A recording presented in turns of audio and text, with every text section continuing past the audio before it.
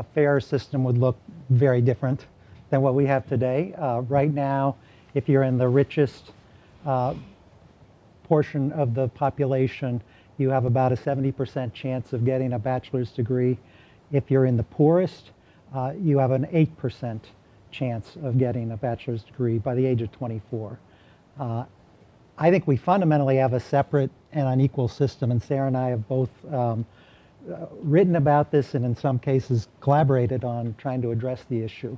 So on the one hand, we have kind of the elite four-year institutions that get a lot of press in the New York Times and elsewhere. And there you have rich kids outnumbering poor kids by 24 to 1, right?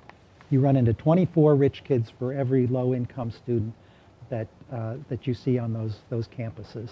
There have been some positive efforts to address racial diversity, very, very little to address socioeconomic diversity on these campuses.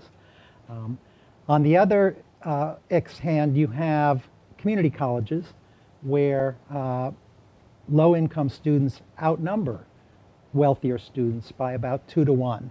And on the one hand, that's kind of the crowning glory of the system, that they are open access and provide opportunities for more disadvantaged populations.